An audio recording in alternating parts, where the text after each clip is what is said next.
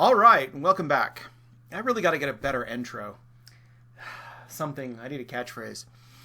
Like, it's art history time! Pew pew! I have no idea why I put the finger guns in there.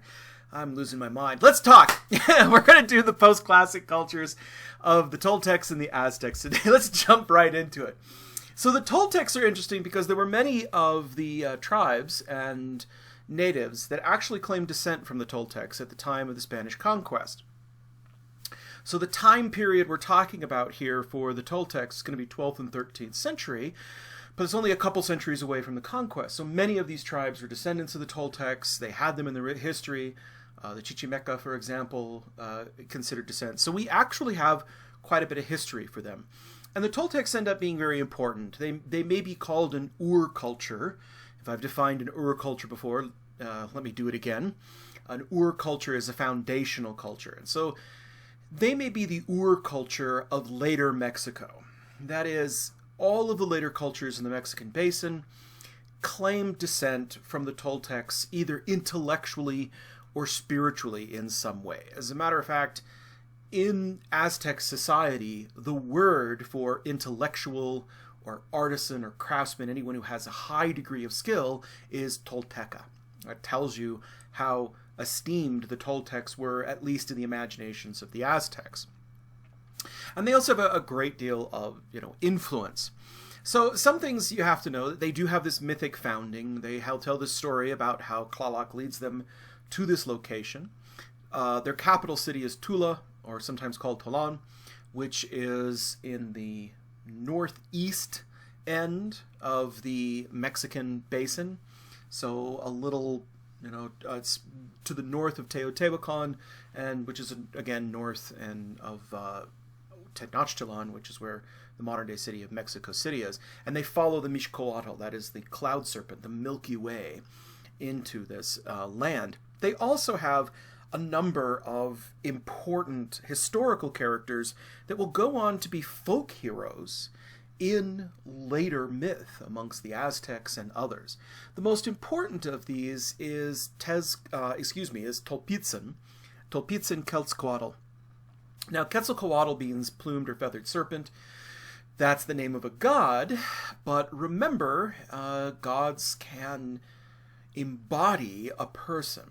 And so this is not the god, but he may be seen as a kind of an avatar or embodiment of the god, Tolpitsin Queztalcoatl. And he's this legendary king. I think the best way I've ever heard him described is they say he's the King Arthur of Mexico.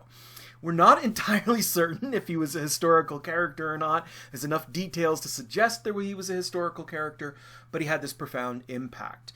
He was a priest and a king of Tolan. He apparently banned human sacrifice, and he represented this flourishing and golden age. But there are also other stories told about him, like he gets drunk and has sex with his sister, and he ends up leaving Tula and the Toltecs in shame and flies away. And there is, of course, this legend that after he leaves, he crosses the sea and that he will one day come back. And many people have suggested that when Cortes shows up, that many believed he was this Quetzalcoatl, not the god, but Tolpitsin Quetzalcoatl, this high priest and king, who in a way was the god, a kind of incarnation of the living god. There was another character there by the name of Tezcatlipoca. Again, Tezcatlipoca is a god in the Aztec pantheon, but this seems to be a historical character as well, who also seems to have figured prominently in the folklore. Now, what's interesting is that this relates to the extensive trade and possible conquest of Chichen Itza. So this is where Tula is, that's where the Toltecs are.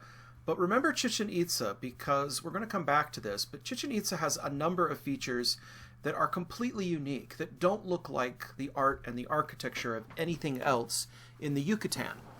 And there's actually a cultural hero by the name of Kukulkan, who pops up in the region of Chichen Itza in the 10th century. And again is one of these folk heroes and rises to prominence in Chichen Itza. Now that's significant because Kukulkan is, of course, the Mayan Yucatec word for Quetzalcoatl, or plumed serpent. So they seem to have made the association. Some people have wondered, does Quetzalcoatl, the Tolpitsin Queztalcoatl, is he the same character? The timelines don't quite work out. So, but of course, if you're inaccurate, if this is all kind of mytho-historical and legend and not actual history, it's easy to see how you might fudge those over. So it's very, very hard to tell. So when we look at the timelines, notice that the Toltecs are here, and this aligns roughly with the same time period as the time of Chichen Itza. And so when you have two stories that seem to align, when you have all of this iconography that seems to align, I think it's a pretty good, answer that we have some group of Toltecs. Maybe they're refugees, exiles from Tula, and they go down to Chichen Itza and they become the elites of this new region. Or maybe the Toltecs actually conquer. Again, it's always hard to tell. Is this trade? Is this exchange? Is this a group of people who just bring Toltec ideas with them? Who knows? It's very, very hard to guess. So let's take a look at Tula itself. So Tula is, again, a post-classic culture, so it's after this initial collapse of the Maya, and so it's one of our first great post-classic cultures, and it thrives up to around the year 1200, but a little bit beyond that. I think most people now think it actually goes quite a bit beyond that. Every time we look at these places, we think, oh, that's it, that's the last occupation, and then we find more evidence that they held out a lot longer than we imagined. There's Tula Chico, which is a earlier settlement, and then there's Tula Grande, which is the kind of broad ceremonial plaza that we see today. And it has many of the features we've come to associate with Mesoamerican cultures. It has ball courts, so we have a couple of ball courts here. So here's a massive ball court here, one of the largest, and another ball court up here. And of course we have temples and pyramids. This is Pyramid B, usually called the Temple of Tlaltecuhtli. And then we have the burned palace, which is immediately adjacent to it. Pyramid C, we don't really have a deity associated with, is right there. Plus there's this other place over here that we call the Palace of Quetzalcoatl. I'm not exactly certain what it is.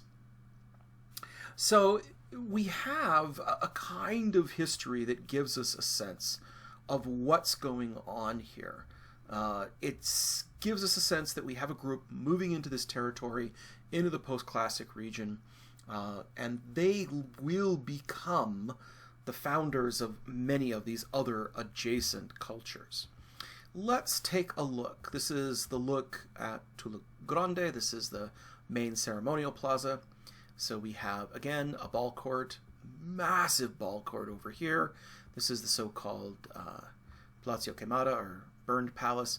This is the temple of Tlaltecuhtli, or Pyramid B. This is the palace of Quetzalcoatl, and this is Pyramid C, which is very, very much in a degraded state.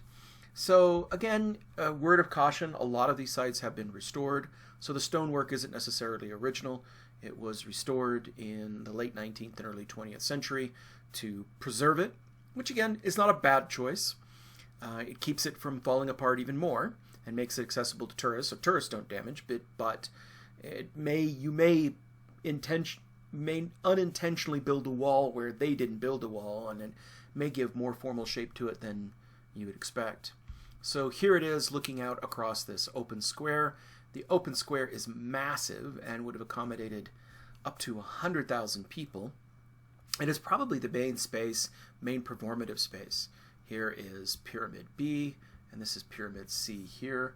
This is looking back the opposite way, and as usual, Pyramid C was probably the main pyramid, and notice that we have a low platform on this side, a low platform on this side, and then this complex with the palace acted as a low platform on that side.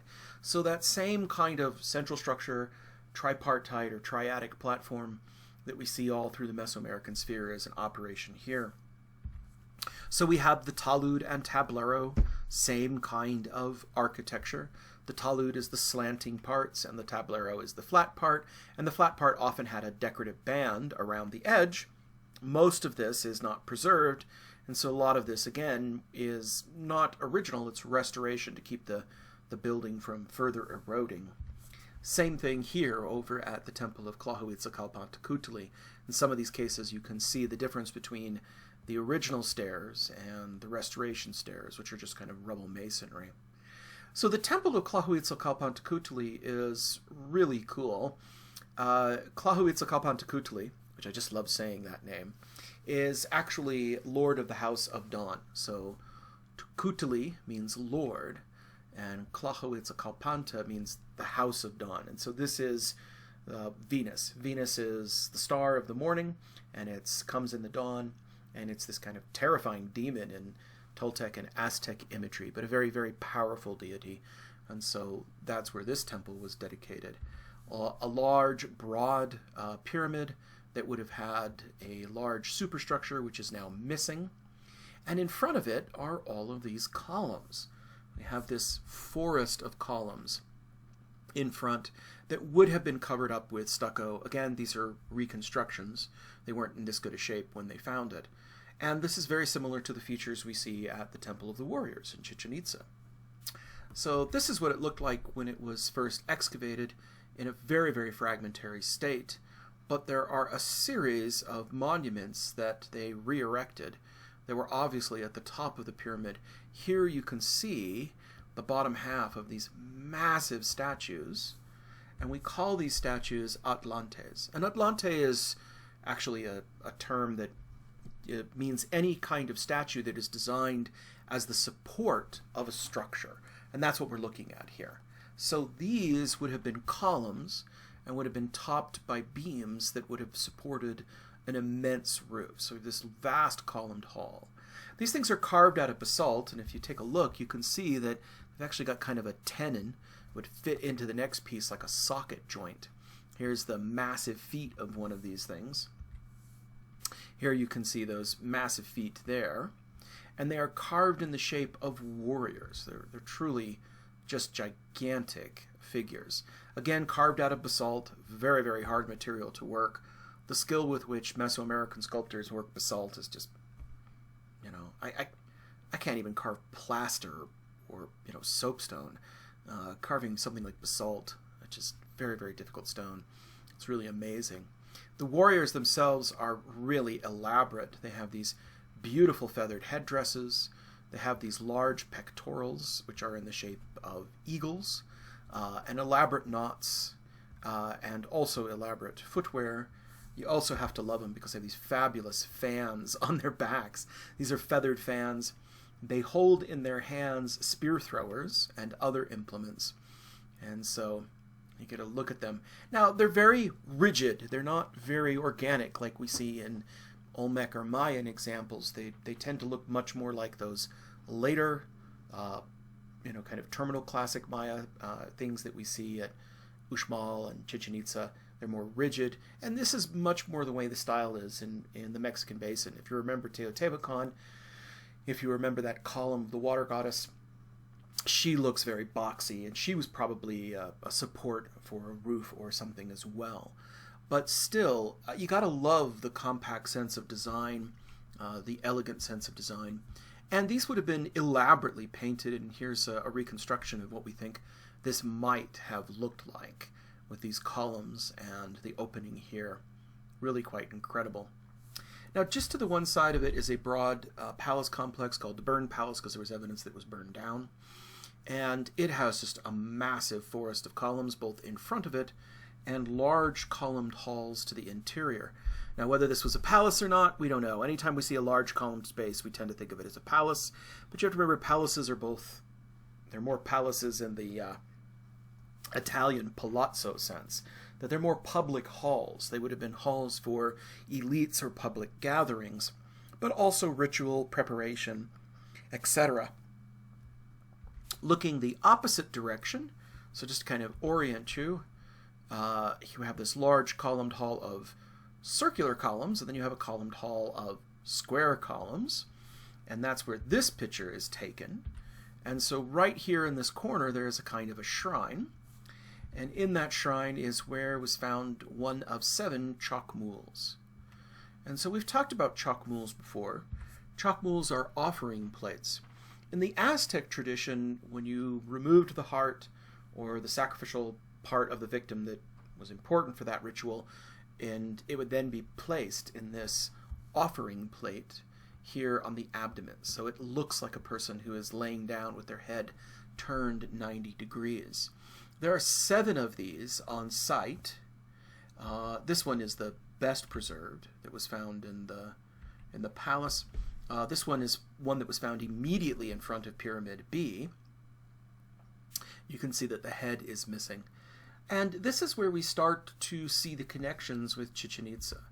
That this form, we do not see Chacmools in Mayan sites. They just don't pop up very often. But they do pop up at Chichen Itza. We do find Chacmools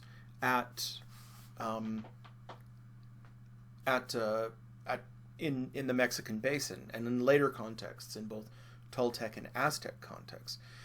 So the thinking is that this is a Mexican form. This is a Mexican form that is imported into the Mayan sphere. And what's interesting is the Mayan are known for a little bit more complicated sculpture, a little bit more organic and naturalistic sculpture. So the argument has been made that this is what a Chacmool looks like in the Mexican basin, because notice how the top has been very squared off. I mean, his anatomy has been fitted to a more altar-like shape. Whereas here, we have a better sense of the knees, a better sense of the shoulders. It looks a little bit more naturalistic, certainly stylized, but perhaps a bit more organic. And the same thing could be said when comparing Pyramid B, the Temple of Tlaltecuhtli, to the Temple of the Warriors down in Chichen Itza. So this is the Temple of the Warriors right here, and this is the temple at at Tula, in the Temple of Coyolxauhqui. I'm going to get that in like at least 20 times. I just want you to know that. It's not even the long. I think the reason I say it so often is it's just really a ridiculously long name. But the truth is, it's not even the longest name of a god in Nezahualcoyotl. Nezahualcoyotl is like German. It can have these 20-syllable words, no problem. And you'll notice again, we have this forest of columns. What on earth is this thing? So, we don't know. Just as in the Temple of the Warriors at Chichen Itza, this might be a sacred marketplace. It may be a meeting hall. There's a debate over whether this was permanently roofed or only... I mean, one could imagine if this was covered with, say, fronds or palm fronds, it would just be a shaded kind of pergola area where people could do trade, etc. Or it might have had a formalized roof made out of wood, and we don't know. But the fact that both of these features are here, that these two temples look so similar, and we have this iconography. The one mystery, of course, is how do you get from Tula, which is here, all the way over to Chichen Itza. So all of these sites show evidence of Toltec influence. They all make sense. They're all in the Mexican basin here. And then you have this one outlier all the way out here in the Yucatan.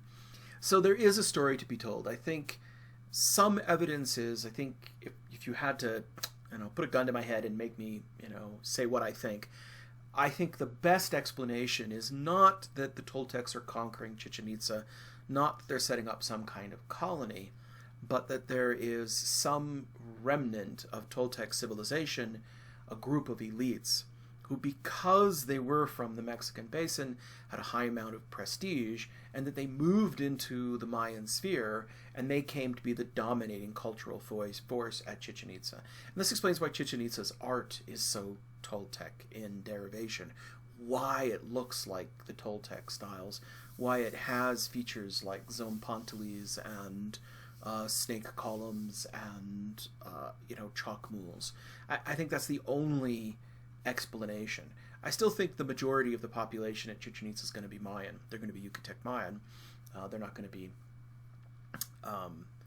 Toltec, but there's some kind of elite, which begs the question: did they have long-term contact with each other? Was this a one-time movement, or was there a constant and perpetual exchange between these 2 points? If so, that's several hundred miles. It's not exactly an easy hike. But we do know that there was trade within this region, so maybe so. Some of the other features here is when you go to the one side of Pyramid B, you have this, the Coatlicue. The Coatlicue is literally, pantli means wall. So kalpant, is that word that means walls around, like a house. Whereas this is just wall. And Coata means serpent, and so it's literally a wall of serpents. So it has a decoration on the surface of it. Here you can see, and serpents all along. So on the inner surface of this wall is a stucco relief. And on the stucco relief are serpents, and you can see the serpents. They have their tail here, the rattle, they have this wonderful gaping mouth, and crawling out of these things are skeletons. And we don't really know what this means. Our best bet is that this is some kind of vision. Now, they may be swallowing the serpents, or they may be regurgitating the serpents may be regurgitating the skeletons, or they may be swallowing them. I suspect that these are representations of ancestors or warriors whose are brought back. And so this feels very similar to the visionary kind of aspect of serpents that we see in Mayan art, such as in the Yaxchilan steles or lintels. Again, to the one side, because this was all buried, most of the structure on this side was torn down and rubble, but there was a section along this side of the pyramid. So there's your Atlante, so that's looking out into the courtyard that way. On this side, we had some of the original tablero stucco decoration preserved, which is really remarkable. And it has, again, a series of figures. We have a representation of what appears to be a god. This has alternately been interpreted as some kind of serpent deity. You can see you have the feathers here and what appears to be the serpent mouth, but it also has those goggle eyes, so it might be Tlaloc. We're not entirely certain. And as always, Tlaloc and Quetzalcoatl are often seen as divine opposite pairs, that it's a dualistic entity, that it takes on both attitudes, so who knows. But my favorite aspect of this are these beautiful jaguar and eagle reliefs. So these are done in stucco, and you can just see some of the traces of the original color in bright greens and reds. They're just incredibly vibrant. What I love about this is this shows off really the excellent design skills. I love how no space is wasted, and yet everything is very compact. It doesn't have the organic naturalism of the Maya, but it has this beautiful kind of compact design. There are a few other items on site. There's some sculpture. These are standard bearers. You can see that they have, this one has its hands into a hole. You can place a standard. This one, the jaguar, the hole is in the back. So these would have held up flags or poles that would have supported banners. And it just gives you a sense that, there's a whole level to these things that you're missing. I love that some of the color is preserved in this case. You miss the color, you miss the fact that, these things would have been draped in garlands and flags and banners. They would have been a very lively and dynamic place. Well, by the 13th century, Tula is in decline, and we have the rise of a new power, or a new collection of powers, to the south, around Lake Texcoco. So we have the city of Texcoco itself, we have the Tlaxcalans, which are on the east side of the lake, but by far the most important are those that settle in Tenochtitlan, on an island in the center of Lake Texcoco, and that is the Aztec. So when we talk about the Aztec, we're going to talk a little bit about who they are and where they come from, their mythology, their migrations, the city of Tenochtitlan. We're going to talk about Aztec politics, the Aztec Empire, their religion, and then we're going to talk about Aztec art and finish up with the conquest itself. I think the first and foremost thing we need to talk about the Aztec is something of a misnomer. Aztec is anyone of a group of people who came from the land of Aztlan, and the name that they called themselves were Mexica. It's kind of like confusing, say, the tribes of Israel with the tribe of Judah. Israel describes all of the tribes. Judah is just one tribe within those. And the truth is the Mexica were just one tribe amongst the Aztec. But we call them the Aztec and the name sticks, but Mexica is a little bit more accurate. So they are located right here. They're located on the southern end of the Mexican Basin in the Mexico River Valley. Again, this is a high climate, tends to be semi-arid, kind of dry, but there's lots of pluvial lakes. What we mean by that is that there are no streams or springs that fill these lakes, but there is sufficient rainfall that will gather into the lakes. And this is an endorheic system, which means there's no outlets to the valley. There's no rivers that run to the sea. And so, quite frankly, it's just like Utah. Utah is, Utah Lake and the Great Salt Lake, none of those ever get to the sea. The water just gathers in this region. Same thing for the Great Basin. And so if you have a lot of rainfall, it collects in the lakes, and so it collects over time, and that's where the source of water comes from. And it's located right there in central Mexico. Now, the Aztec are interesting in that they're really one of the shortest-lived civilizations in the New World. They're this incredible flourishing of civilization. No doubt they're the largest.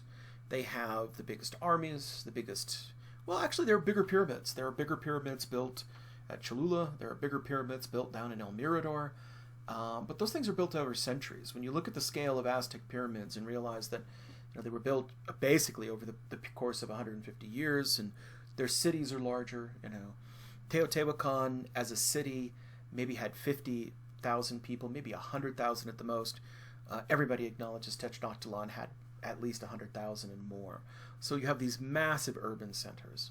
So in a way, it's a much shorter civilization than the other civilizations that we're talking about, but it's much larger, much more complicated society. The Mexica, of course, have a long history of where they come from and how they got there. So we ought to review that because it's very important.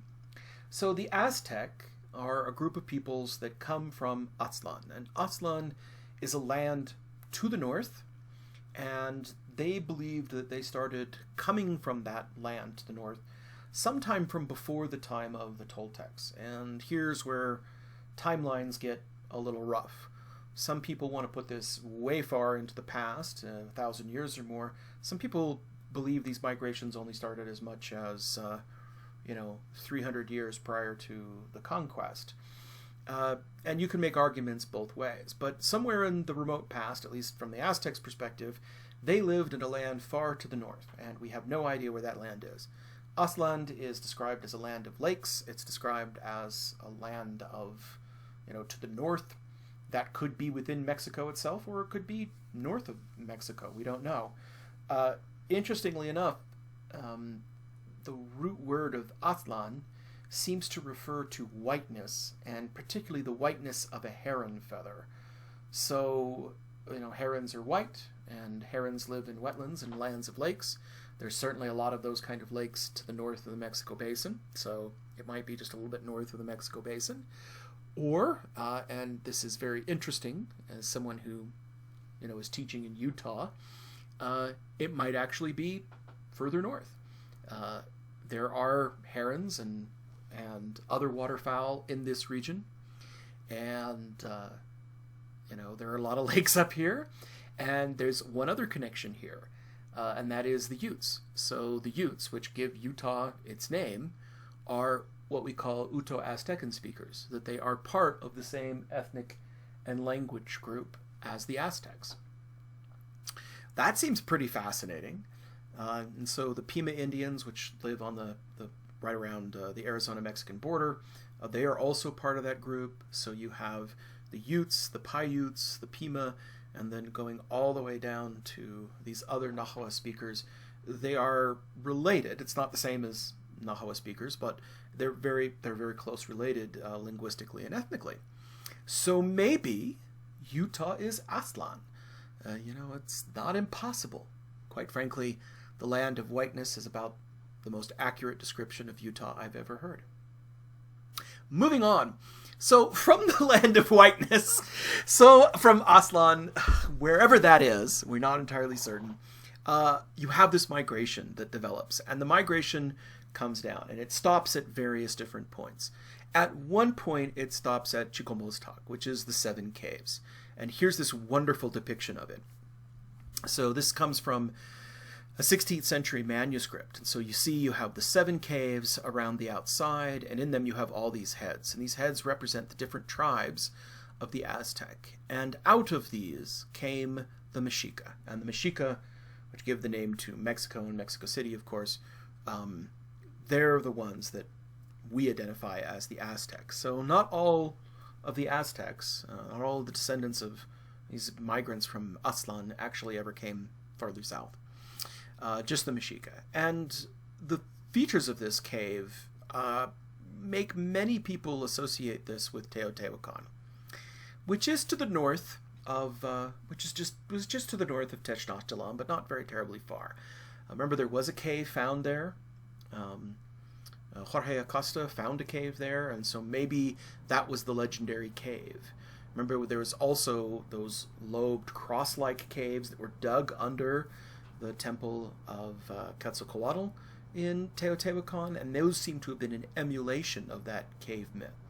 So there's some kind of connection there. The Mexica leave, and they begin this journey, and I love the depiction of this in many of these different manuscripts.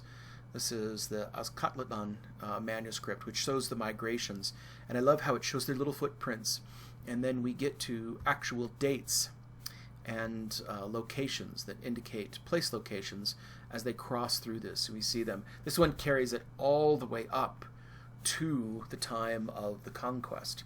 So here we have Cortes and Melinque, Donna Marina, Malitzin, whatever you want to call her, this woman who ultimately betrays her people to Cortes. So the story goes that they were inside the cave at Chicomoztoc, and they are let out by their god. And so the Aztecs, while they do venerate Tlaloc, the gods of Teotihuacan and the Toltecs, that was their chief and principal god. Their chief and principal god is actually Huitzilopochtli. Huitzilopochtli is the national Aztec deity. He is their god. And he leads them from Chicomoztoc, and he leads them along their journey, guides them in their way, and is their patron deity. So the largest temple, the Templo Mayor, the double pyramid in Tenochtitlan, is dedicated to Tlaloc and Huitzilopochtli. That's very interesting. Remember, these gods have this duality. So Tlaloc is a god of rain, of flood, of waters. Huitzilopochtli is a god of fire and sun, so he's some kind of solar deity. He wields this magical weapon called the Xucoatl, the fire serpent. There you can see it. I don't know how it stacks up to a lightsaber, but notice that it's blue, so we know that at least he's not a Sith. At any rate, so the fire serpent is this incredible badass weapon, and he wields it, and what's really interesting is that, you know, if you look at their mythology, you have the Huitzilopochtli, the hummingbird of the left, or the hummingbird of the south, and he is like the solar deity, and so you have fire and water together. And fire and water together are the emblem of creativity, and in fact, the word fire and water together, Adoklashnoly, is actually the Aztec word for war. It's really kind of interesting how these things come together. So he leads them on their way, and what's interesting is this story has many different phases. He leads them on their way, and he departs from them, and he leaves them at a place called Coatepec. And Coatepec literally means the hill of the serpent. And most people believe Coatepec is just north of Lake Texcoco, so it's just barely north, on the north end of where modern Mexico City is. At least that's where people think it is. And Huitzilopochtli goes away, but promises to return. And so there on Coatepec, the Mexica live, and one day, this woman comes along, and her name is Coatlicue, she of the serpent skirt.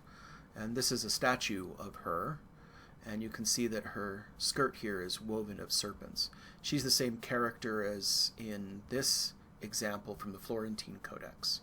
This one is influenced by European art, but you can see there she is, the woven serpent skirt. Which really, honestly, is a fashion statement that needs to come back.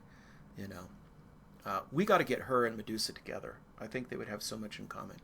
We gotta pair them up. Anyhow, so Coatlicue comes along, and the story is that she sees a ball of feathers. It's often described as a ball of white feathers or heron feathers. So again, we have this kind of mythology of heron and white feathers coming together. And she takes the ball of feathers, and which is again very precious, and she places it inside her blouse. And later when she gets home and she goes looking for it, the ball of feathers is miraculously gone, and she is miraculously pregnant. She is with child. And so she has this, you know, kind of mysterious, unexplainable pregnancy, and she has a daughter by the name of Koyolxauhqui, which becomes the moon goddess. And she also has, 400 sons, the Sensan Huitzilopochtli, and they're like, well, our mother has dishonored herself. She has had a child by someone she shouldn't have had, and so they actually go to kill her, to, basically right this. It's an honor killing if you want to do that. So they are ashamed of her, and they resolve to kill her. And they cut off her head, and that's what this statue represents. You see this scalloped thing here? This is actually indicating cut flesh. Anytime you see this in Aztec iconography, that means that something has been severed. And so what you're looking at here is not her face. This is not, what they thought she actually looked like. This is rather two blood serpents. Notice that you have a serpent that emerges this side and a serpent that emerges this side. But then they also kind of fuse together to make a serpent that looks directly at you. It's really cool. That's why I say Aztecs are just masters of design. They're just these really wonderful compact design. And so these serpents represent the blood serpents. Remember, blood is a personification of anything, anything moving like lightning, water, blood is personified as a serpent. So these are the blood serpents, the gushing of blood that comes out of her neck, and they come together to form this terrifying face. Same thing's true of her hands. Her hands are cut off and they turn into these blood serpents. So she's a rather terrifying figure. She has these monster-like feet. She has a necklace made up of a skull and human hands and a heart, which, if you're thinking of a gift for your mother for Mother's Day, that's a possibility. And then she has these large pendulous breasts to show that she is a mother. Okay. So this is quite a horrific scene, but her head is cut off, and miraculously from the severed neck emerges Huitzilopochtli. And Huitzilopochtli comes out of her neck, born, fully grown, wielding the Xucoatl, that fire serpent. And he utterly dismembers his half-brothers and half-sister and punishes them for their, killing of their own mother. And so he cuts his sister into pieces. And here you can see, this is this incredible stone. We'll talk a little bit more about this later. And you can see the bones coming out of her limbs. There's the bones. And you can see that scalloped texture that indicates this is severed. So her head is severed, her arms are severed, her leg is severed. You can see her femur joint sticking out there. And she is thrown into the sky, and she becomes the moon. And his half-brothers, they are slain and thrown into the sky, and they become the stars. And he becomes the sun. And his mother, Coatlicue, she of the serpent skirt, is the mother. And so the earth is formed. So it's really kind of interesting that there are earlier creation myths in the Aztec and Mexica world, but this is like a new creation. The world is created anew. And it happens, at least from the Aztec perspective, in the recently relative past. And so he creates, again, the sun, the moon, and the stars. He actually takes up the role as the sun. Now think about this and think about the Mayan myth, where you have the hero twins, where you have Hanapu and Xbalanque. They defeat their enemies, and they become the sun and the moon, and they create order in the universe. So it's a very similar idea. But in this case, what most people think is that the earlier creation myths are displaced because they have this nationalistic deity.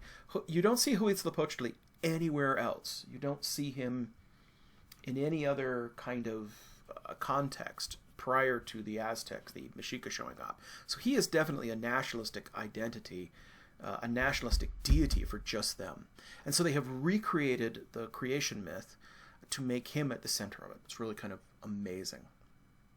So he then tells them that they will found a new city, and he gives unto them a prophecy. And the prophecy tells them that they will find an eagle.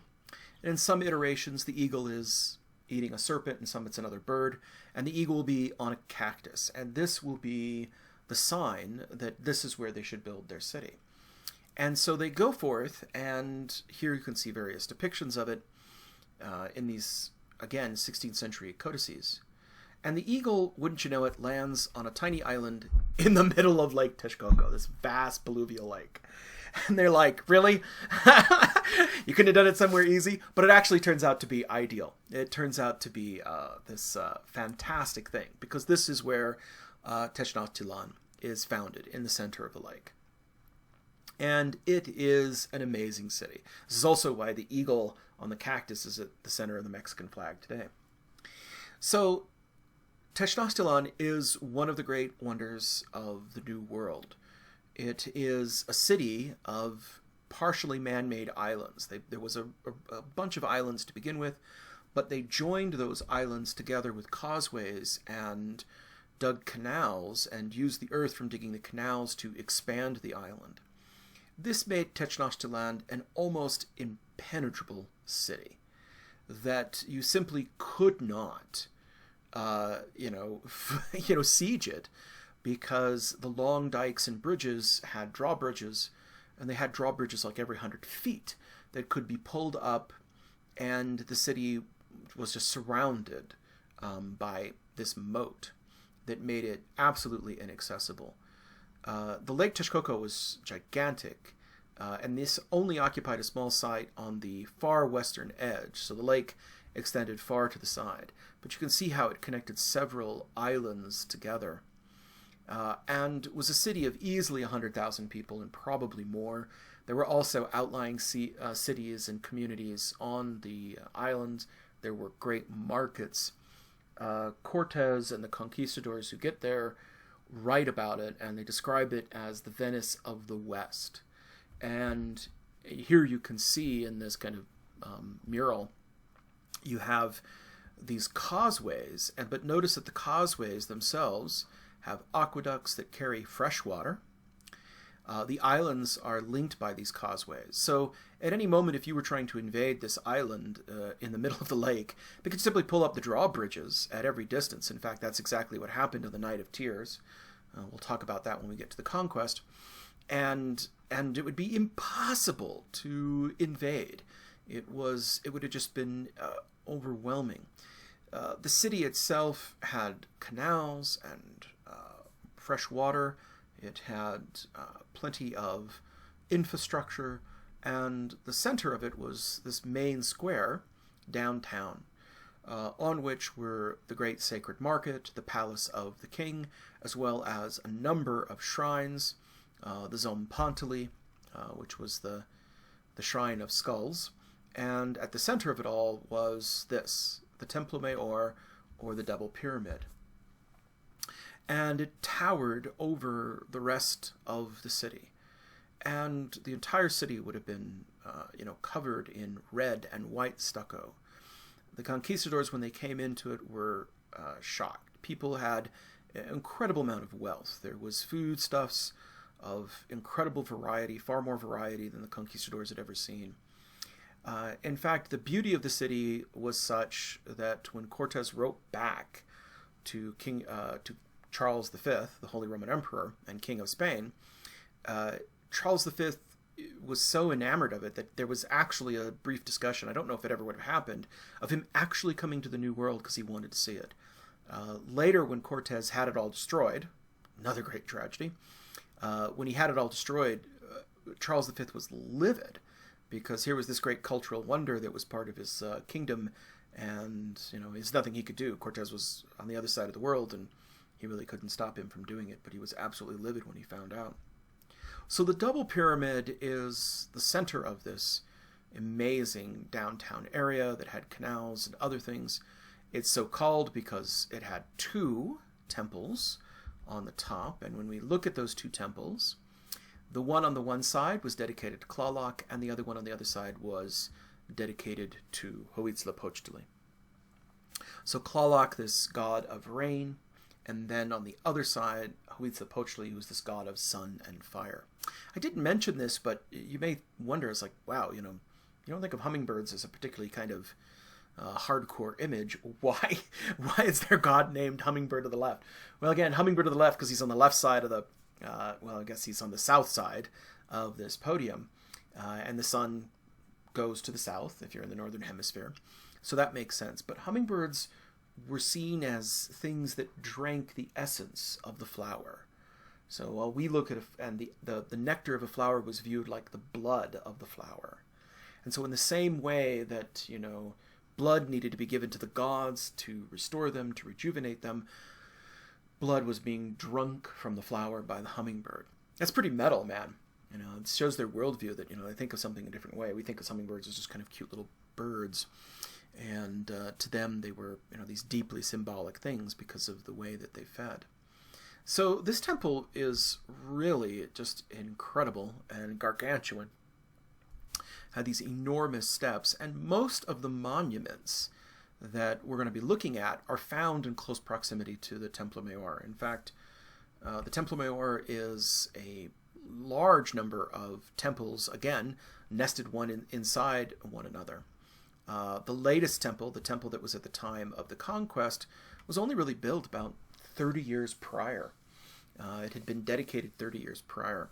The Koyolxauhqui stone is right there at the base of the stairs.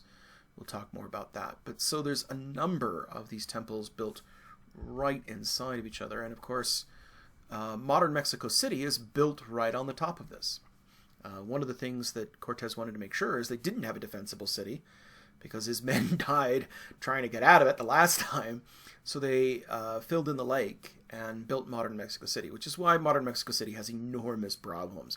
If you go around Mexico City, the streets, the buildings are all crooked because they're built on a lake bed and it settles, and they have huge problems, particularly in earthquakes. But you can see in the excavations that we have these, again, large numbers of, here you can see the stairs. So the stairs of the latest iteration were here, but these are stairs that were uncovered from before. It's kind of hard to get a sense of the orientation, but this is the modern cathedral of the city. This is the Zocalo, or the kind of main town square. And the Templo Mayor would have faced this direction, so this would have been the main open square out here. So this area is under excavation.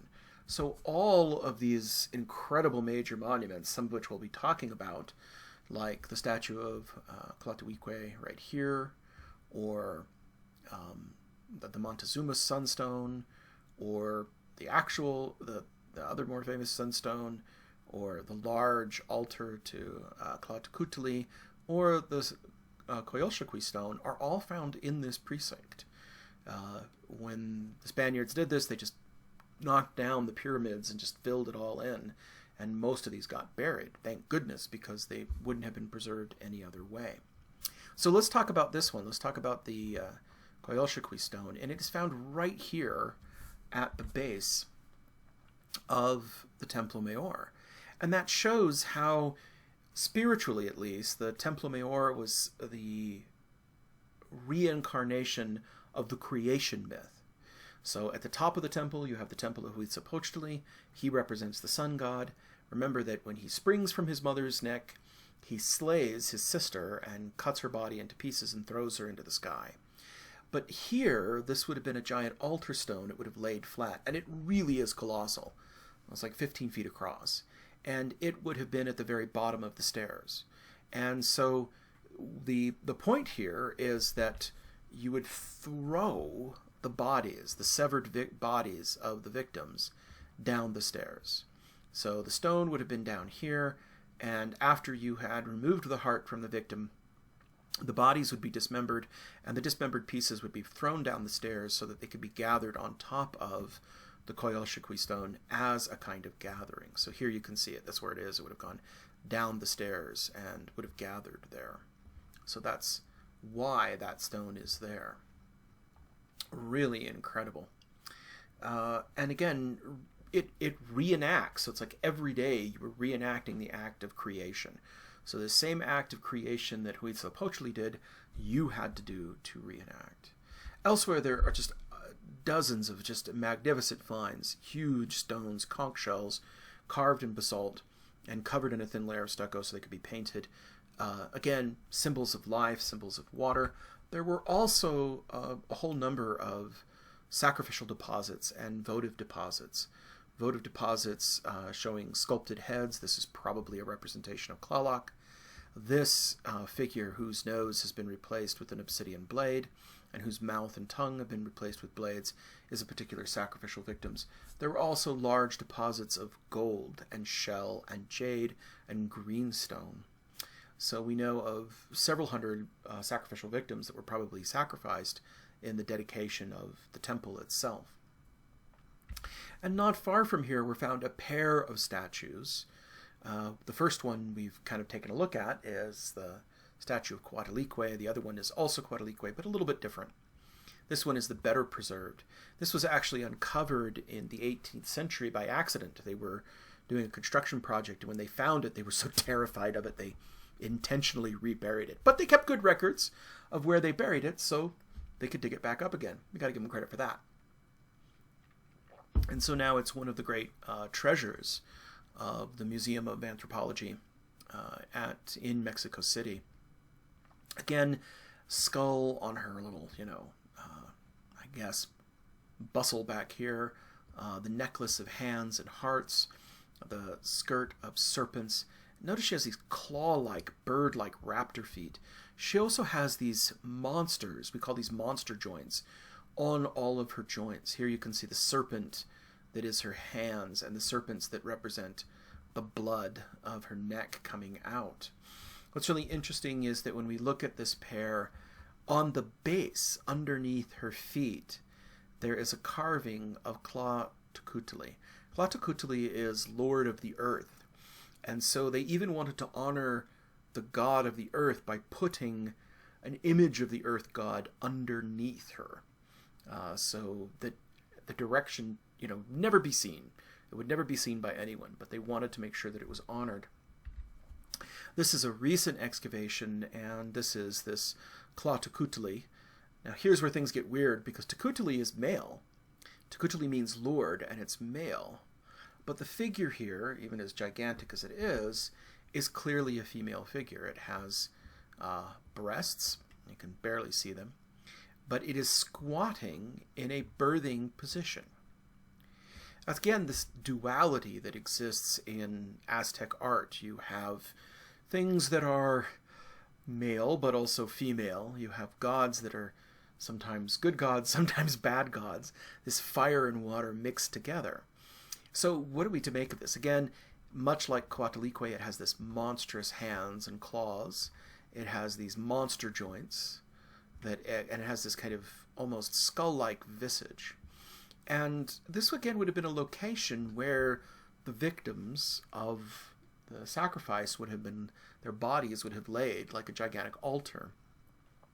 And they would have been, kind of absorbed, their energy or their value would have been absorbed.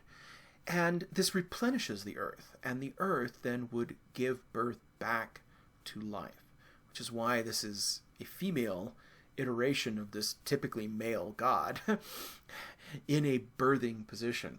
Really kind of fascinating stuff. Again, reinforcing the idea that the world has to be constantly renewed. Well, let's talk a little bit about Aztec politics. We often talk about the Aztec Empire, but it really isn't an empire in the strictest sense.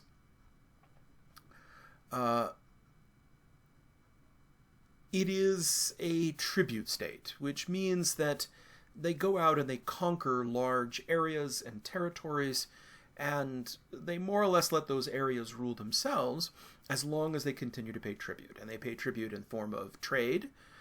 They pay tribute in the form of slave labor. That is, when we need something built in the city, you guarantee to send X amount of workers as kind of serfs to come help us build it.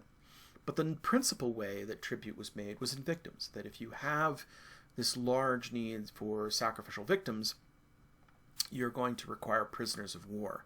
And in fact, flower war, which is what they called it, was a ritualized obligation of the Aztec state.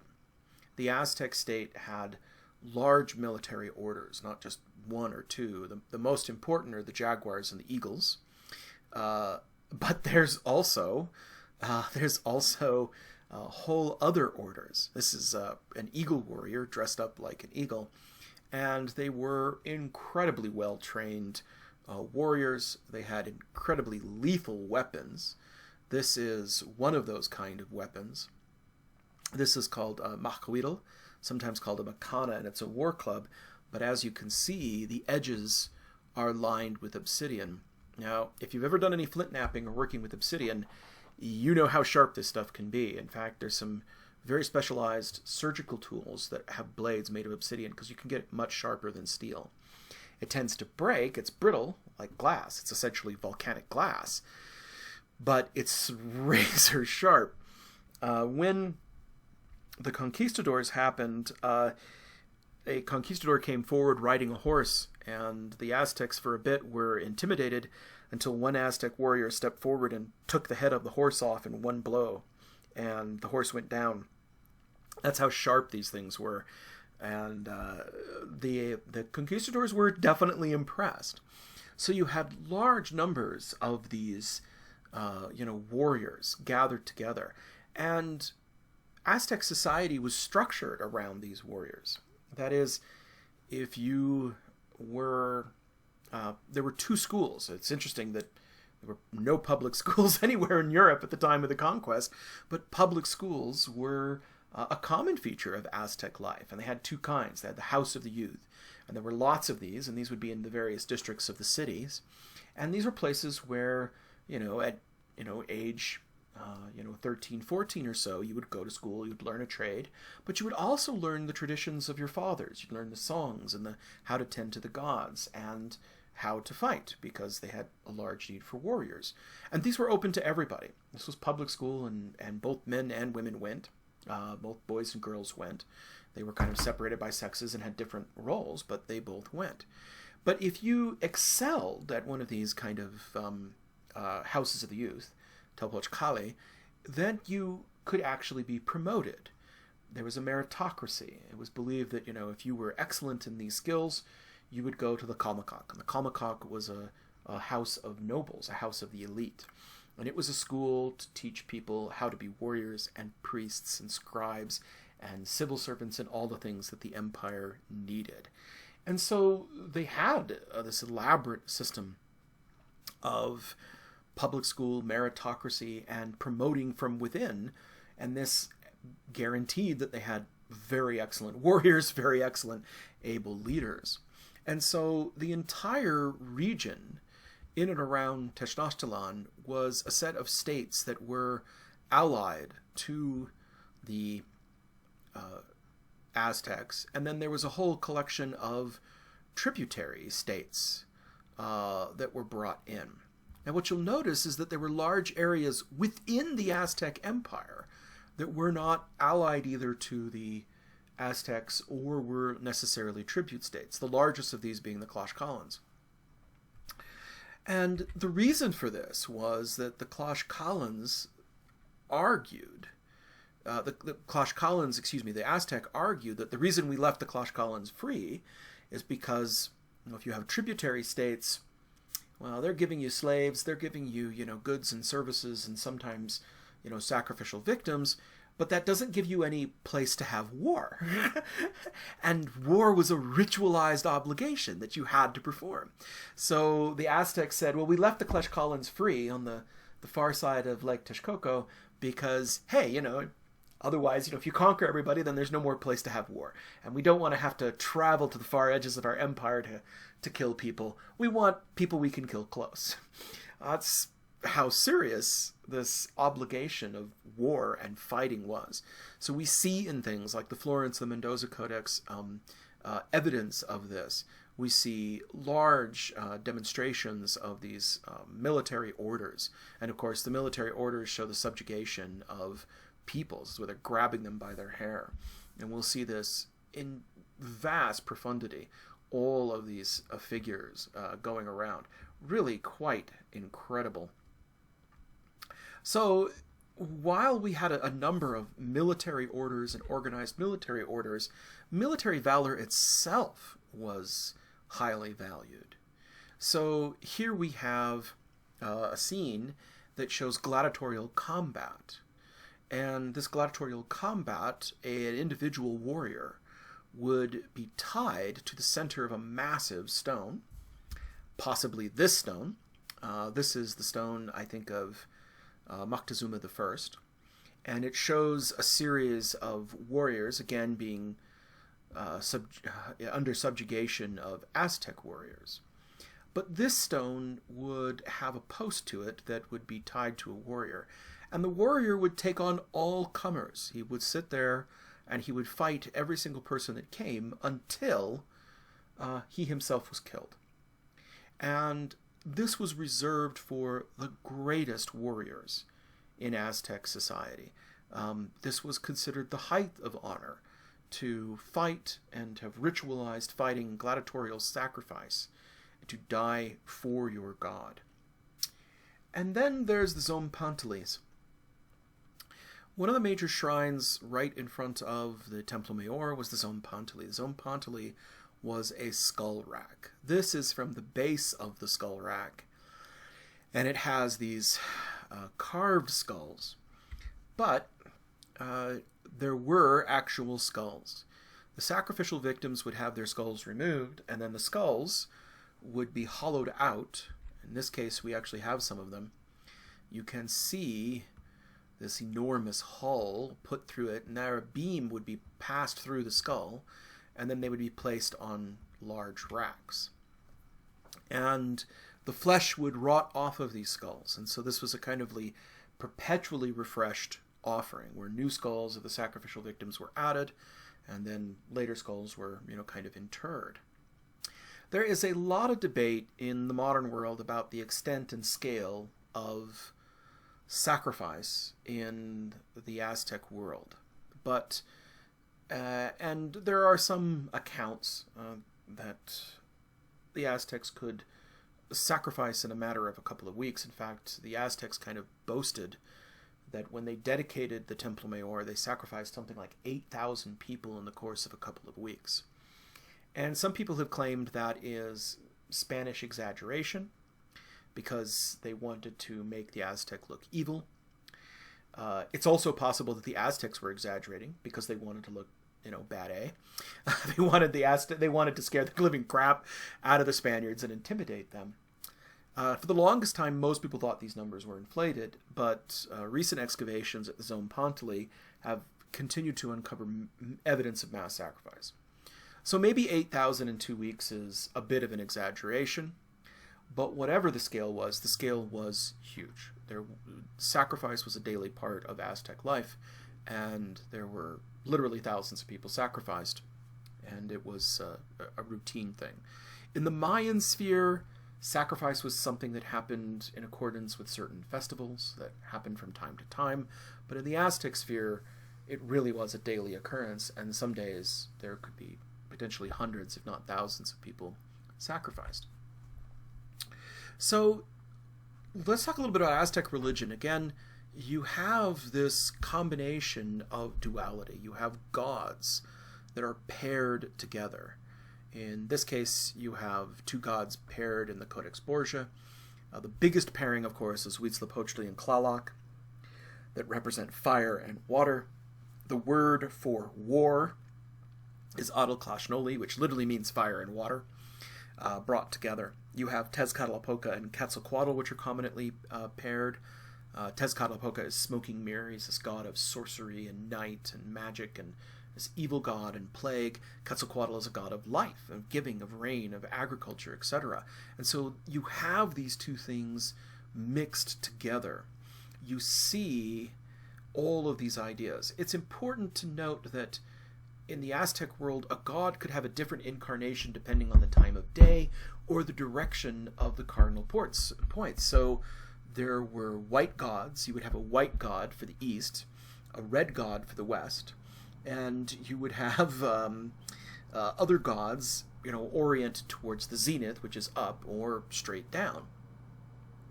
The idea of the Aztec universe is one of constant attempt to keep the world from falling into disrepair. Again, the Mesoamerican worldview is the world is on the edge of a knife. It is fleeting, and it must be revitalized, and the gods must be revitalized by blood. And if we don't do this, all creation tumbles in on itself.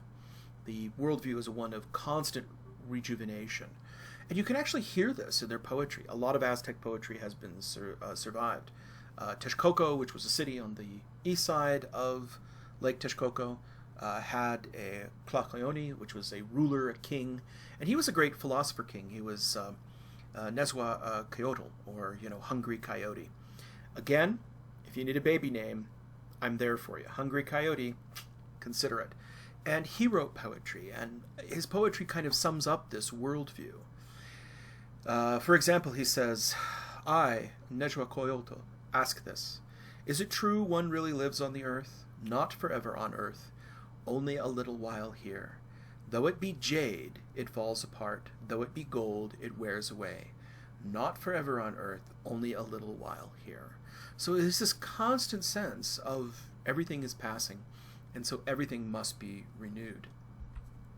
There is a kind of concept of a world tree that exists, and there is some kind of evidence that in some of these Mixtec, Aztec codices you can see hero twins and a world tree.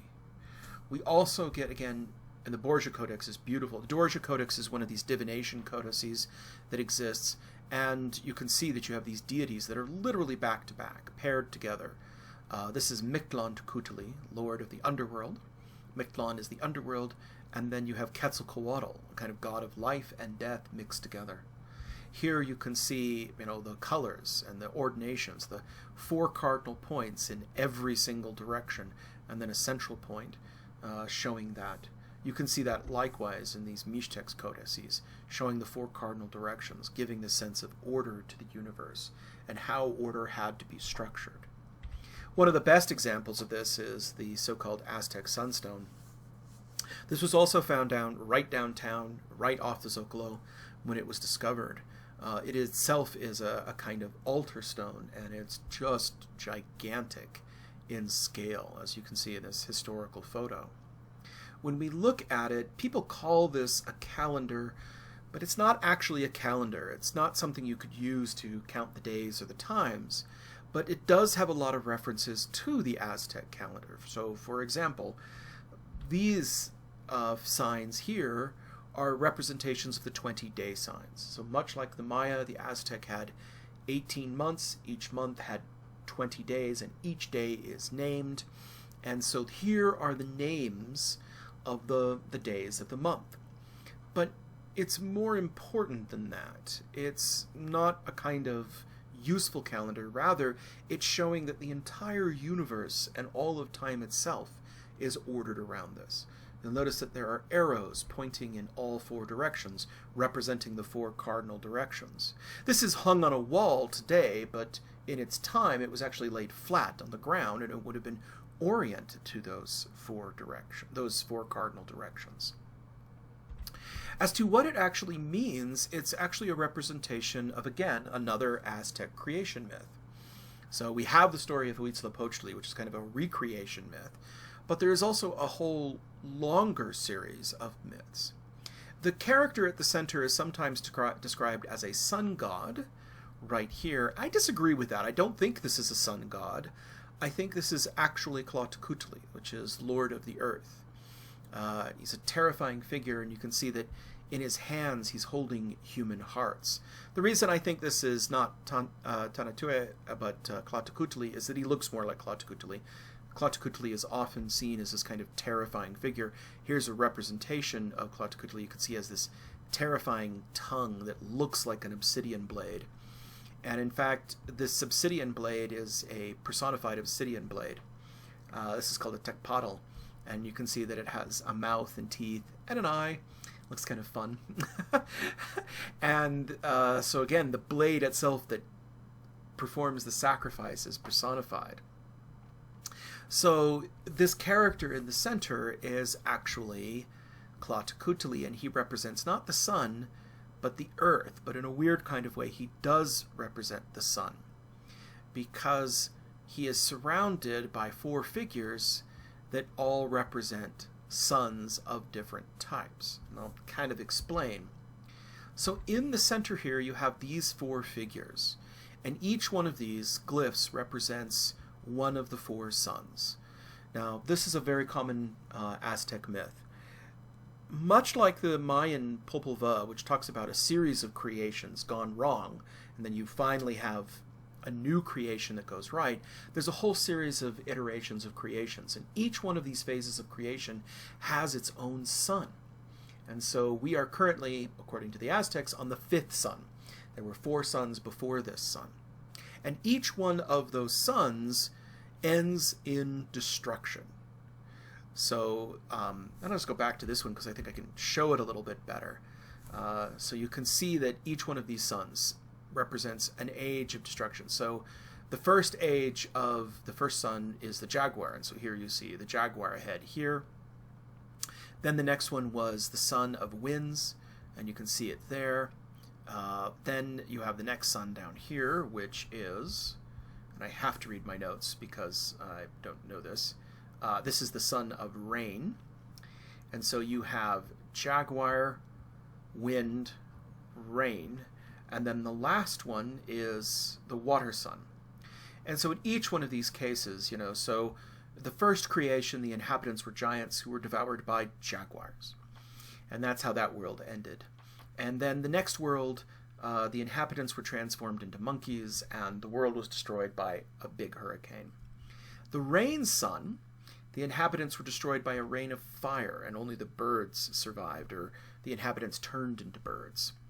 And in the water sun, the world was flooded, and the only inhabitants that survived transformed into fish.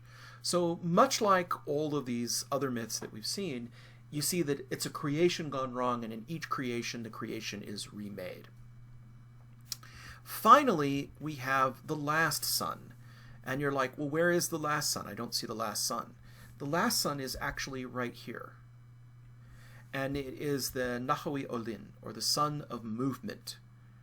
And this has two meanings, because in some cases in the creation stories, the sun does not move in the sky, and this is what causes strife. So our sun moves in the sky. So again, it's this idea of establishing order. It gives order to the universe. And the whole thing with all of these different glyphs here and here and here make up the glyph for movement. This is the glyph for movement. You can see it. And so it makes sense that the final sun is represented not by the face of the sun god, Tanatue, but represented by Tlaltecuhtli. Why? Because according to Aztec prophecy, this age will end in a massive earthquake, and we will all be destroyed and died in a massive earthquake. Hence, it is the sun of movement, the sun of earthquakes. And since it's earthquakes, that makes sense because it's Lord of the Earth. So it's really kind of a cool image. So the cosmos of the Aztecs, this idea is laid out here. On the outer ring, we have two Xucoatls, fire serpents, that open up and show the heads of deities. I need to get a different ink color because you can't see these. So here are the heads of deities. Here are the fire serpents. And then right at the top is a date that gives us a sense of probably why this thing was made. There's a date up here, and this date is the date of 13 Reed. 13 Acatl, Omeacatl. And that's a specific date in the year 1427, which is believed to be the beginning of the fifth sun. So that's when the fifth sun emerged, the new age of the fifth sun emerged. But it also aligns with the coronation and ascension of Itzcoatl, or Obsidian Serpent. And Obsidian Serpent was the founder of the Aztec Empire. He was the Tlatoani, or the emperor of the city of Tenochtitlan, but he's the one that goes out and conquers all of the other nations around Lake Texcoco and founds what becomes the empire. So this is probably a monument, a kind of dynastic monument for that reason, dedicated for that reason. It gives everyone who looks at it a sense of the Aztec order of the universe. And it tightly associates the current dynasty, the dynasty of probably Moctezuma I is the one who did this. The Moctezuma of the conquest is Moctezuma II. And so it probably associates that dynasty with, again, creation, writing them into the creation of the world. Another major feature of Aztec belief is this idea of God impersonation. You have individuals who take on the identity of the god, and it's very hard sometimes to separate them from the god. So here you have a collection of god suits depicted in some of these codices. If you put on the god suit, you become the god. And there's this concept in Aztec philosophy. Teotl is the word we use generically to mean God, but it's actually not quite God. It's kind of like, it can be used to mean the presence of the god. And then you have this thing called Xiptla, and the Xiptla means image. But again, an image, so like an idol can be the Xiptla for the god. But then a spirit bundle would be placed in the base of the god, and that would be the Teotl. So it's kind of like the battery that empowers the image and brings it to life. Well, a human being could be an Xiptla. We could be the image, and the presence, the Teotl of the god, could come and dwell inside of this. And so this is a person that this is a body, a deceased person, obviously, and you'll notice that their eyes are made out of polished obsidian mirrors. And then they have this very strong color banding on their face, done in turquoise. When you see the god Tezcatlipoca, god of sorcerers, god of war, he has this characteristic banding on his face, and then his foot here, his foot is actually obsidian mirror, and that's in fact what his name means, a smoking mirror. There was a warrior that every year, who was the greatest warrior in the Aztec army, would be dressed up in the god suit of Tezcatlipoca, and he would live in the temple of Tezcatlipoca, and he would be, for all intents and purposes, the god. And at the end of that year of living as a god, he would then be sacrificed and pass on. This was a great honor. And so this, when we see this character, this is probably one of these warriors who took on the role of the god. We are coming up on spring, and the time of spring was the time of the festival of Xipe Totec, literally our Lord of the Flayed One. And this is where god impersonation is kind of taken to an extreme. In this case, you see Xipe Totec, and Xipe Totec is worshipped by flaying alive a human sacrificial victim whose skin is then worn for 20 days by a priest who would then himself be flayed at the end of this as part of this renewal practice. So here we see the Lord. You can see that he's wearing a human skin, and the hands are dangling off like gloves. Same thing over here. You can see what looks like a Hannibal Lecter mask, or you can see his lips inside the lips because he's actually wearing the flayed skin. Some of these get really grotesque and intense, but this is a figure, and you can see that he's wearing this human skin that is then tied onto him, and they would wear these skins for 20 days. Then the skins themselves would be taken off, and the person himself would be turned into a sacrificial victim. So, human sacrifice just really is Incredible. Oh, I've got my notes here. I remember how I said 8,000 over the course of 2 weeks? I actually got that wrong. It's actually 80,000 is the number that they claimed. So even more outrageous. But human sacrifice was a common daily feature of life. And again, we don't know exactly how much. I think 80,000 sounds outrageous. I think just logistically that's impossible. And the Spaniards may have been exaggerating that number. And I think that the Aztecs may have been exaggerating just to make themselves look more intimidating into the face of the Spaniards. But at some level, this must be taken seriously. Just the evidence is overwhelming that sacrifice was a daily part. The chief form of sacrifice was, of course, to remove the heart. The heart was seen as a living jewel, and it would be cut out with an obsidian knife so quickly that the heart was still beating even once it was removed. And you can see in later depictions how the heart, trailing blood, goes up to the sun, or is held up to the sun as an example again, and then the body would be taken and thrown down the stairs. We can see this in later examples. Here is the dismembered body thrown down the stairs, and of course altars like the altar to Tlaltecuhtli and Koyolxauhqui were there to receive it. Obsidian blades were personified as eating the figure, and so you have these kind of ceremonial artifacts and variety of sacrifices. Bernardino Senequin, who's probably the great ethnographer of Aztec and Mexica society, documented more than 18 specific ways that bodies were sacrificed, either by the removal of heart or by dismemberment, sometimes including ritual cannibalism. So here we see Tlaltecuhtli, the god of the underworld, being honored by people cooking and eating human flesh. So there's no way to get around it. This really was a major part of Aztec life. I think the best thing that you can do, I mean, I have a great love of many different cultures, and I love the Romans, but the Romans practiced gladiatorial sacrifice and gladiatorial games that were equally bloodthirsty. I think you have to understand it and look at it from the perspective of the Aztecs, that, you know, these Chacmools and these sacrifices were, again, about ordering the universe, that the universe required this or everything would fall into chaos. So the Chacmool here would have received the heart of the victim. I love some of these Chacmools. They're just incredibly compact, beautifully designed. We have ones that look like jaguars and ones that look like eagles. Most of these structures were in fact torn down, and so we don't have any of these temples in context, but we do have one in Malinaco.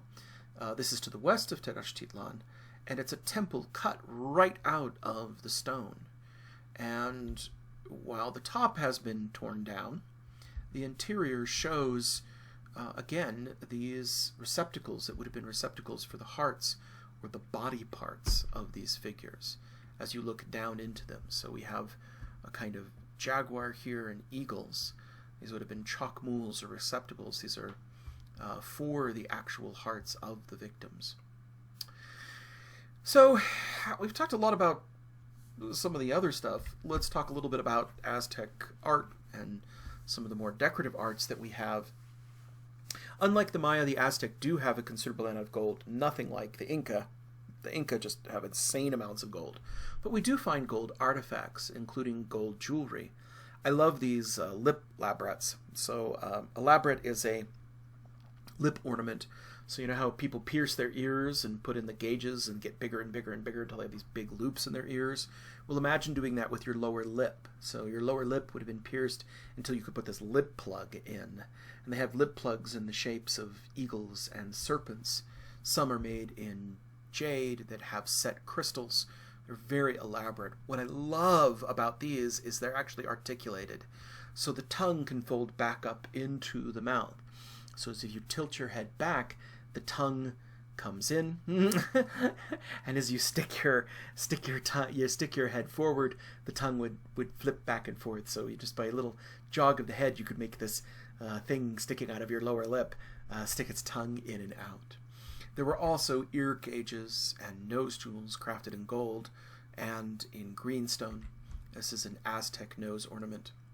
We also have these chest pectorals, these large ornaments that would have hung from the chest, or possibly standards. But we also have feather work. It's one of the things that Aztecs really excelled at. In fact, some of the most treasured items that were taken away in the conquest were the headdress of Moctezuma II and his cloak. He had presumably a cloak made entirely of hummingbird feathers. You can't even imagine how many hummingbirds they had to kill to do it. Unfortunately, the last surviving Aztec spear, the last surviving Aztec mahuitl, or war club with obsidian, and the last surviving headdress and cloak were all in a collection in Madrid that got burned down by a fire in the 18th century. So the only thing we have are just these trace amounts. But we do have a few objects that were made that managed to be preserved. When we look at Aztec, it's beautiful. So this one is a shield, and it's decorated in gold with all of these elaborate feathers. When we look at Aztec sculpture, again, it tends to be compact, well-designed, highly stylized. So this is the head of one of these Xucoatls, these fire serpents. Here is the head of a serpent. These would have been the terminal ends of large balustrades that would have decorated the temple. Here is the head of a stylized jaguar. And I think you can see what I mean by design.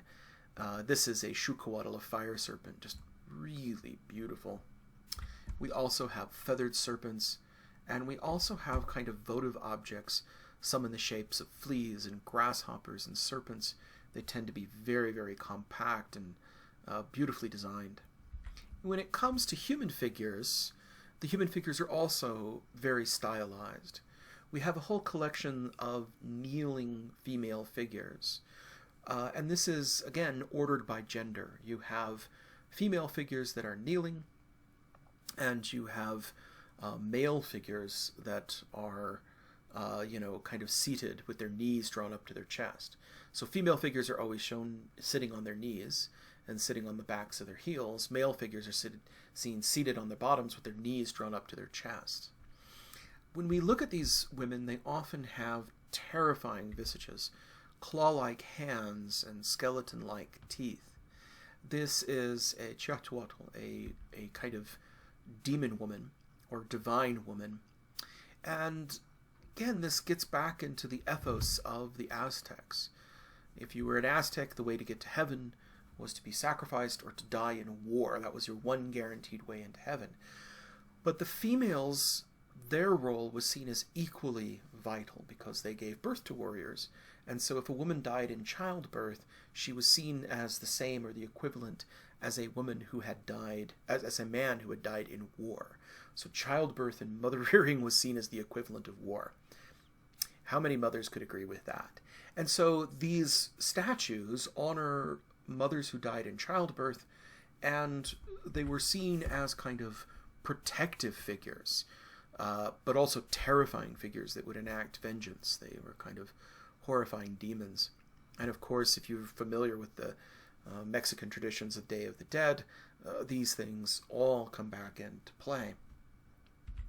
Some of the other human figures that are depicted are Xochipilli, which is the flower prince, which is this god of fertility, but also creativity.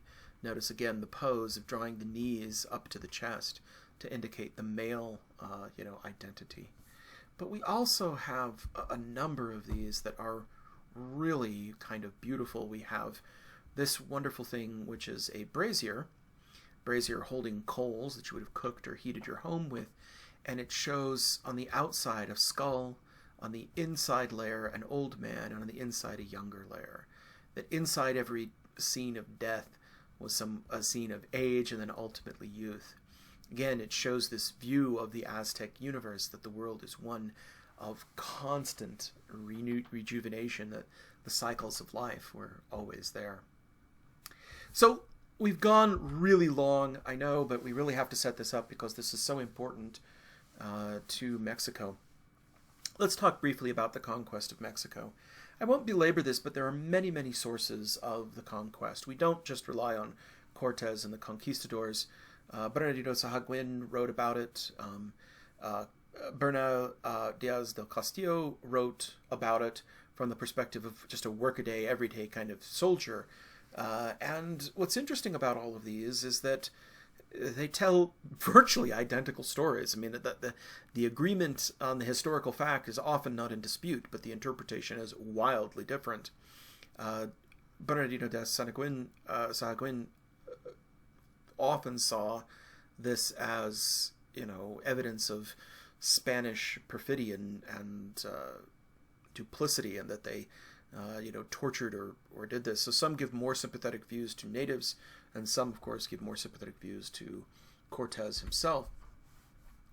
Cortes is a fascinating character in that he came to Cuba and was part of a failed expedition to the Yucatan, and he was under Velázquez in Cuba and really wanted to get to Mexico first before Velázquez beat him to it, and that at several points he actually had to fight his own leadership for the opportunity to do it.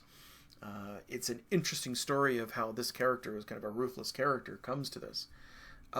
Moctezuma, for his part, is an interesting guy because he was not the first choice to rule, but he was much more level-headed than his brother, and so he came to power. He really had intended to become a high priest, but then ascended to power. And so here you can see him in the traditional, crown of a Tlatoani, a ruler. And here you can see it again.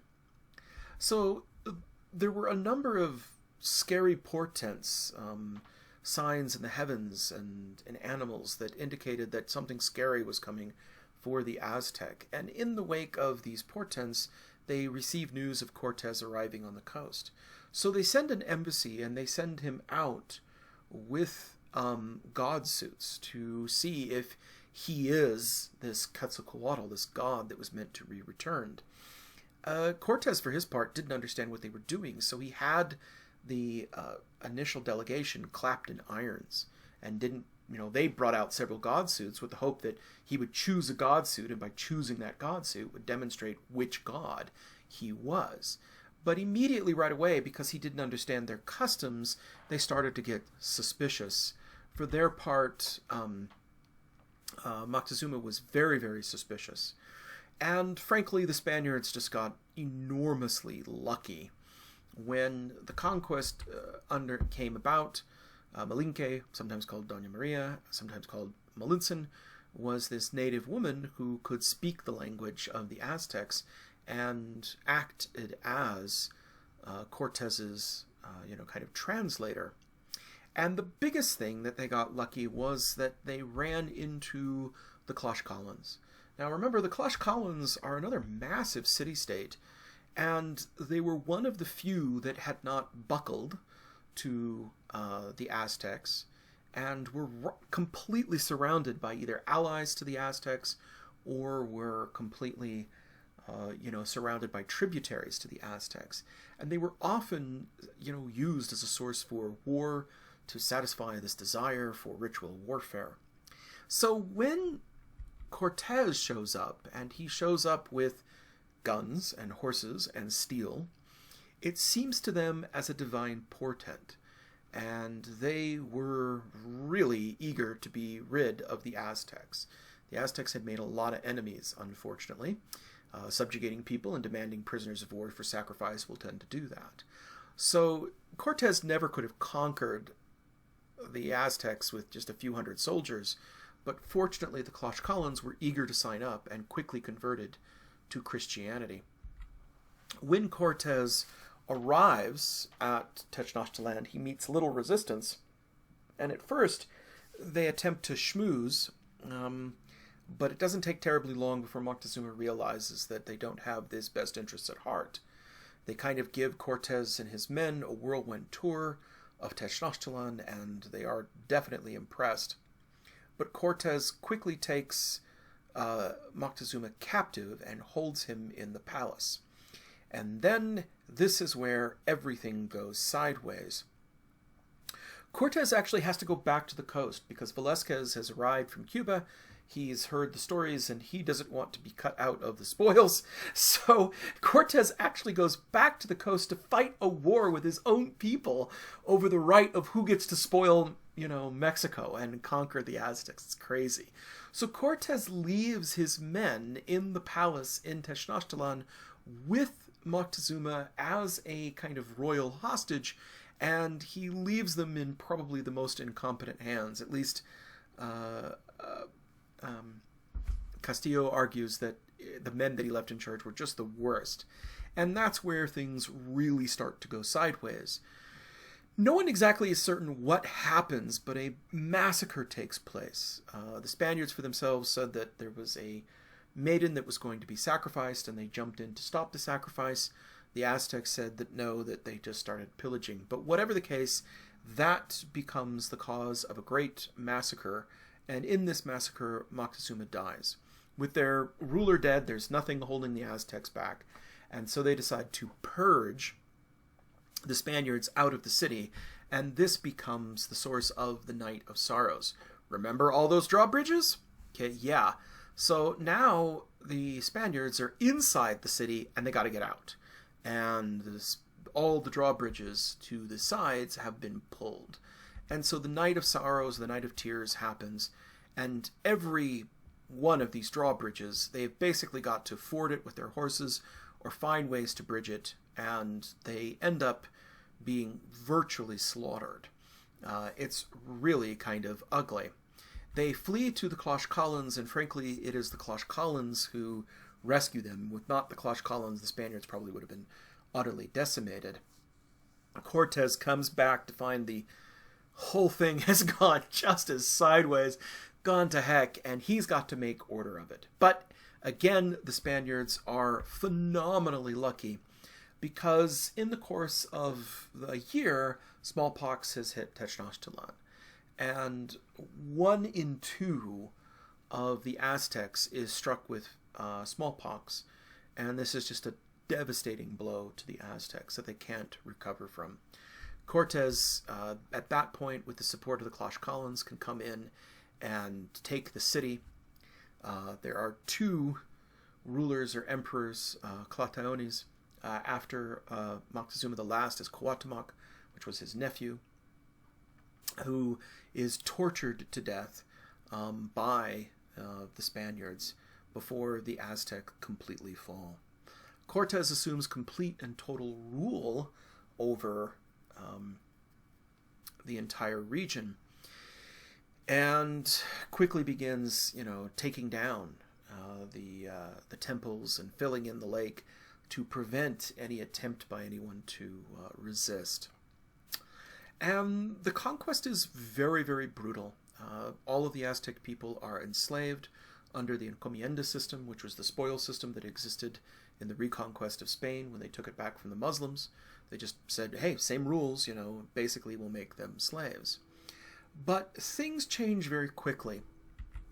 While the first 20 years of the conquest are brutal, a few things happen. One of the first is the miracle of the Virgin of Guadalupe, where an Aztec Indian by the Christian name of Juan Diego, but the Aztec name of Coatlicue, or sometimes Coatlicue,